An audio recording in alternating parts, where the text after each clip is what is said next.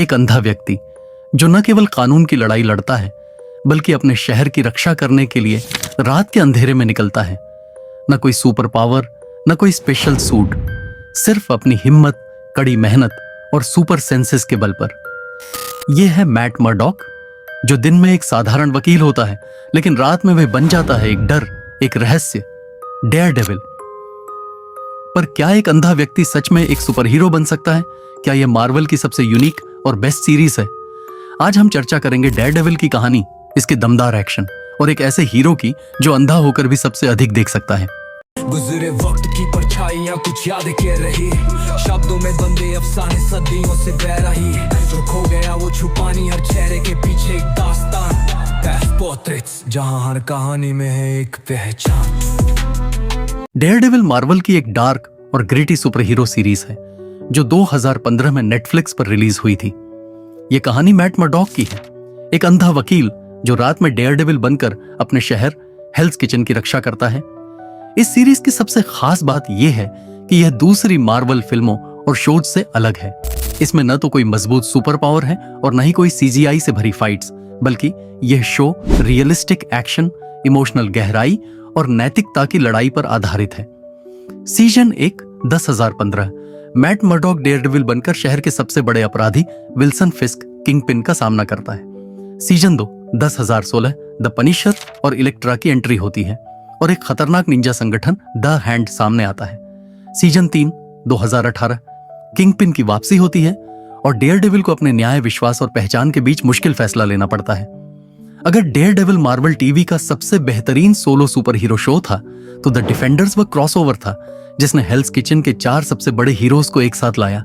Daredevil, Jessica Jones, Luke Cage और Iron Fist. 2017 में release हुई the Defenders mini series Marvel के Netflix universe का पहला बड़ा क्रॉसओवर था जिसमें मैट मर्डॉक अपने सुपर हीरो ऑल्टर ईगो को छोड़ने की कोशिश कर रहा था। लेकिन जब द हैंड नाम का खतरनाक क्रिमिनल ऑर्गेनाइजेशन पूरे न्यूयॉर्क को तबाह करने की साजिश रचता है तो वह दोबारा डेयरडेविल बनने पर मजबूर हो जाता है। द डिफेंडर्स की स्टोरी सेटअप करती है डेयरडेविल सीजन 2 और 3 के बीच में। अगर डेयरडेविल सीजन 3 का स्टोरी समझना है तो पहले द डिफेंडर्स देखना पड़ेगा। चलो वापस डेयरडेविल पर आते हैं। इस सीरीज की सबसे बड़ी ताकत इसका गहरा नैरेटिव, दमदार एक्शन और किरदारों की गहराई है। यह सिर्फ एक सुपर हीरो शो नहीं बल्कि कानून, नैतिकता और रिडेम्पशन जैसे विषयों को भी छूती है। हालांकि 2018 में नेटफ्लिक्स ने इस सीरीज को कैंसिल कर दिया, लेकिन फैंस की डिमांड पर मार्वल स्टूडियोज ने डेयरडेविल बॉर्न अगेन नाम से नई सीरीज की घोषणा की जो अब मार्वल सिनेमैटिक यूनिवर्स का हिस्सा होगी। तो सवाल यह है, क्या डेयरडेविल अब तक की सबसे बेहतरीन सुपर हीरो सीरीज है? चलिए अब इसके किरदारों और थीम्स पर नजर डालते हैं। हर कोई सोचता है कि एक सुपर हीरो बनने के लिए ताकत, उड़ने की क्षमता या फिर कोई अलौकिक शक्ति चाहिए। लेकिन अगर कोई इंसान बिना किसी सुपर पावर के, बिना किसी कवच के, सिर्फ अपने सुपर सेंस और अटूट संकल्प के सहारे अपराध के अंधेरे से लड़ रहा हो तो क्या वो किसी ईश्वर से कम होगा? यही कहानी है मैट मर्डॉक की, जिसे दुनिया एक अंधे वकील के रूप में जानती है। लेकिन रात के अंधेरे में वह बन जाता है डेयरडेविल, एक ऐसा रक्षक जिसे न तो डर है न ही सीमाएं। लेकिन यह सिर्फ एक आदमी की लड़ाई नहीं बल्कि इंसाफ और बदले, अच्छाई और बुराई के बीच खींची उस धुंधली लकीर की कहानी है जिसे पार करते ही कोई भी हीरो से विलेन बन सकता है। हेल्स किचन न्यूयॉर्क का वो हिस्सा जहां अपराध अपने चरम पर है। यहां कानून की किताबों में लिखे गए शब्द कमजोर पड़ जाते हैं और ताकतवर लोग अपने नियम खुद बनाते हैं। दिन के उजाले में मैट मर्डॉक एक साधारण वकील की तरह दिखता है जो कानूनी दांव पेंच से अपराधियों को सजा दिलाने की कोशिश करता है। लेकिन जब रात होती है तो वही कानून उसे बांधने के लिए काफी नहीं होता। जब कानून अपराधियों को बचाने लगे तो क्या एक आम आदमी को न्याय दिलाने का हक नहीं? इसी सवाल का जवाब ढूंढते हुए मैट अपनी ही बनाई सीमाओं को तोड़ देता है और बन जाता है डेयरडेविल, रात का रक्षक। लेकिन क्या कानून के बाहर जाकर किसी को सजा देना सही है? क्या वो भी उन्हीं लोगों जैसा नहीं बन जाएगा जिनसे वो लड़ रहा है? ये सवाल उसे बार बार झकझोरते हैं। हर हीरो की तरह डेयरडेविल का भी एक दुश्मन है, विल्सन फिस्क, जिसे दुनिया किंगपिन के नाम से जानती है। लेकिन फिस्क कोई साधारण विलेन नहीं, वह न सिर्फ ताकतवर है बल्कि एक ऐसा व्यक्ति है जो अपने अपराधों को भी एक नेक मकसद के रूप में देखता है। वह मानता है कि वह शहर को सुधार रहा है, लेकिन अपने तरीके से, हिंसा और खून से। फिस्क और डेयरडेविल की लड़ाई सिर्फ मुक्कों और घूंसों की नहीं, बल्कि दो विचारधाराओं की है। एक तरफ मैट है जो मानता है कि कानून को हाथ में नहीं लेना चाहिए, लेकिन जब उसे कोई और रास्ता नहीं दिखता तो वह खुद हिंसा का सहारा लेने लगता है। दूसरी तरफ फिस्क है जो सोचता है कि एक बेहतर दुनिया बनाने के लिए कुछ कुर्बानियां जरूरी हैं। सवाल यह है कि इन दोनों में असली विलेन कौन है? एक हीरो बनने की कीमत कोई भी इंसान जब खुद को किसी बड़े उद्देश्य के लिए समर्पित कर देता है तो उसकी अपनी पहचान धीरे धीरे खोने लगती है। यही मैट के साथ भी होता है। अपने लोगों को बचाने के लिए उसे खुद को दर्द में डालना पड़ता है। वह चोट खाता है, बार बार गिरता है, लेकिन हर बार और मजबूती से उठता है। लेकिन जैसे जैसे उसकी लड़ाई आगे बढ़ती है, वह देखता है कि उसकी यह जिंदगी सिर्फ उसे ही नहीं बल्कि उसके दोस्तों को भी प्रभावित कर रही है। फोगी नेल्सन, उसका सबसे अच्छा दोस्त जो हमेशा उसे सही राह दिखाने की कोशिश करता है, उसे समझ नहीं आता कि वह अपने दोस्त को बचाए या कानून का साथ दे।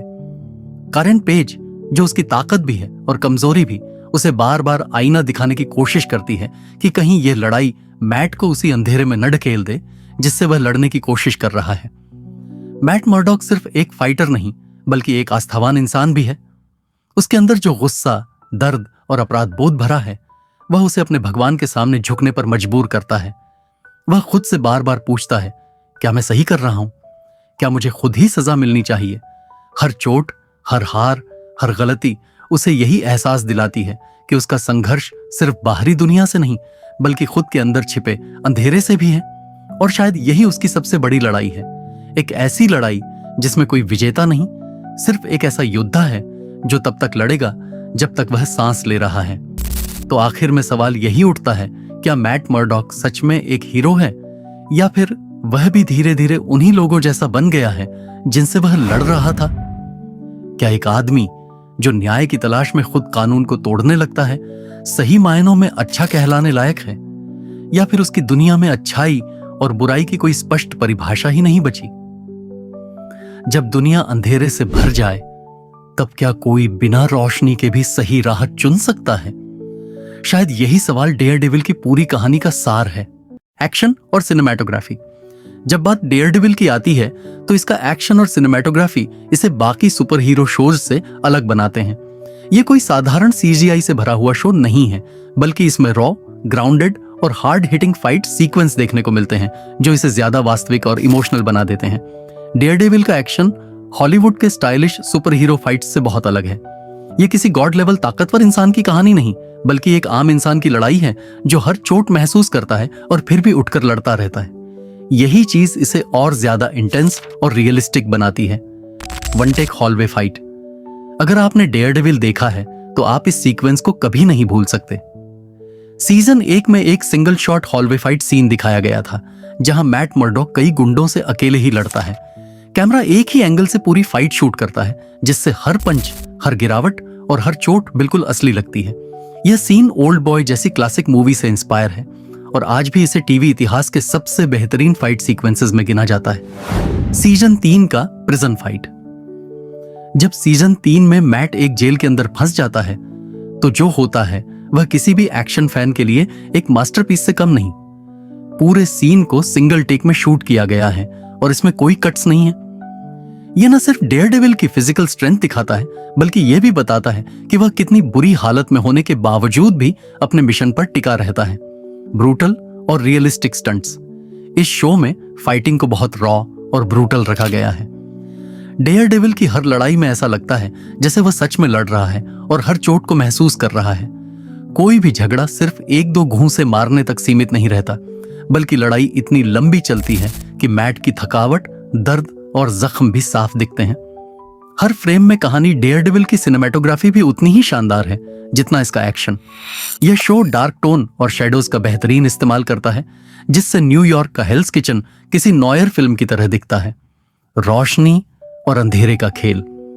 चूंकि मैट मर्डॉक खुद एक अंधे व्यक्ति की तरह दुनिया को महसूस करता है, इसलिए शो में भी लाइटिंग और शैडो का बहुत अच्छा इस्तेमाल किया गया है। जब भी वह डेयरडेविल के रूप में होता है तो अंधेरा उसे कवर कर लेता है, लेकिन जब वह वकील मैट मर्डॉक के रूप में होता है तो उसे थोड़ा रोशनी में दिखाया जाता है।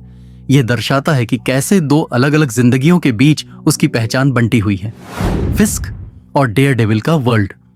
जब किंगपिन विल्सन फिस्क की दुनिया दिखाई जाती है तो कैमरा ज्यादा स्थिर और क्लासी रहता है, जिससे उसका पावर और कंट्रोल साफ झलकता है। वहीं जब मैट की दुनिया दिखाई जाती है तो शॉट्स ज्यादा हिले हुए और अनस्टेबल होते हैं, जिससे उसका संघर्ष और संघर्ष की अनिश्चितता दिखाई जाती है। हर फाइट सीन सिर्फ एक फिजिकल बैटल नहीं बल्कि एक इमोशनल मोमेंट भी होता है। जब डेयरडेविल किसी से लड़ता है तो उसकी सिर्फ मांसपेशियां काम नहीं करती, बल्कि उसका गुस्सा, दर्द और इनर टर्मोइल भी उसके घूंसे में झलकता है। यही कारण है कि डेयरडेविल का एक्शन सिर्फ स्टाइल नहीं बल्कि एक कहानी खुद में समेटे हुए होता है। अधिकतर टीवी शोज अपने अंत में लड़खड़ा जाते हैं, लेकिन डेयरडेविल ने एक स्पेक्टाकुलर फिनाले दिया। सीजन 3 ने न केवल मैट मर्डॉक की कैरेक्टर आर्क को खूबसूरती से पूरा किया, बल्कि किंगपिन के साथ उसकी जंग और उसके इनर डीमंस से संघर्ष को भी सैटिस्फाइंग कंक्लूजन तक पहुंचाया। भले ही यह शो अनफेयरली कैंसल्ड कर दिया गया, लेकिन इसकी कहानी कभी अधूरी या जबरदस्ती खींची हुई महसूस नहीं हुई। इसके बजाय डेयरडेविल ने हमें सुपर हीरो टीवी हिस्ट्री का सबसे यादगार फिनाले दिया, जिससे फैंस इसे और देखने के लिए तरस गए। आज के दौर में जहां super hero shows heavy CG battles और प्रेडिक्टेबल स्टोरी टेलिंग पर निर्भर रहते हैं, वहीं डेयरडेविल अपने ब्रिलियंट राइटिंग, इंटेंस एक्शन और डीप इमोशंस के साथ सबसे अलग और यूनिक बन जाता है। ये शो डार्क है, ब्रूटल है, इमोशनल है और यही इसे एक truly great super hero show बनाता है। इसीलिए डेयरडेविल सिर्फ one of the best super hero shows नहीं बल्कि अब तक के सबसे लेजेंडरी टीवी शो में से एक है। भले ही नेटफ्लिक्स की डेयरडेविल सीरीज को अचानक कैंसिल कर दिया गया, लेकिन मैट मर्डॉक का सफर वहीं खत्म नहीं हुआ। मार्वल सिनेमैटिक यूनिवर्स MCU ने इस आइकॉनिक कैरेक्टर को वापस लाने का इशारा पहले ही कर दिया था और आखिरकार हमने चार्ली कॉक्स को फिर से डेयरडेविल के रूप में स्पाइडरमैन नो वे होम और शी हल्क में देखा।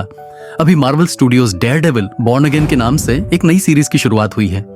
आज 5 मार्च है और आज डेयरडेविल बॉर्न अगेन का 2 एपिसोड को रिलीज किया गया है, जिसको देखकर पता चलता है ये सीरीज एक सॉफ्ट रिब्यूट है नेटफ्लिक्स वाले डेयरडेविल का। इसमें कुल मिलकर 9 एपिसोड बताया जा रहा है, लेकिन एक बड़ा सवाल यह भी है, क्या ये शो वही डार्क, ग्रिटी और ग्राउंडेड टोन रख पाएगा जिसने डेयरडेविल को इतना स्पेशल बनाया? नेटफ्लिक्स वर्जन ने डेयरडेविल को brutal fight sequences, deep character development और इंटेंस स्टोरी टेलिंग के साथ पेश किया था। वहीं MCU अक्सर लाइटर टोन और ह्यूमर पर ज्यादा निर्भर रहता है। फैंस उम्मीद कर रहे हैं कि डेयरडेविल बॉर्न अगेन अपने रॉ एक्शन, इमोशनल डेप्थ और मॉरली कॉम्प्लेक्स थीम्स को बरकरार रखेगा। बस इतना तय है कि चाहे जैसा भी हो, डेयरडेविल की लेगेसी हमेशा कायम रहेगी और फैंस इस नए चैप्टर का बेसब्री से इंतजार कर रहे हैं। अगर आपको डेयरडेविल पसंद आया या आप बॉर्न अगेन को लेकर एक्साइटेड हैं, तो अपने थॉट्स कमेंट्स में जरूर बताइए। क्या आपको लगता है कि मैन 6 की MCU इस सीरीज के साथ न्याय करेगा या फिर नेटफ्लिक्स का डेयरडेविल हमेशा अनबीटेबल रहेगा? अगर आपको यह वीडियो पसंद आया हो तो लाइक, शेयर और सब्सक्राइब करना न भूलें। और हाँ, अगर आप ऐसे ही और डीप डाइव एनालिसिस और सुपर हीरो कंटेंट देखना चाहते हैं तो हमारे साथ जुड़े रहिए। अगली बार मिलते हैं एक नए रोचक विषय के साथ। तब तक के लिए स्टे सेफ, स्टे क्यूरियस और याद रखिए, जस्टिस इज ब्लाइंड लेकिन हम नहीं।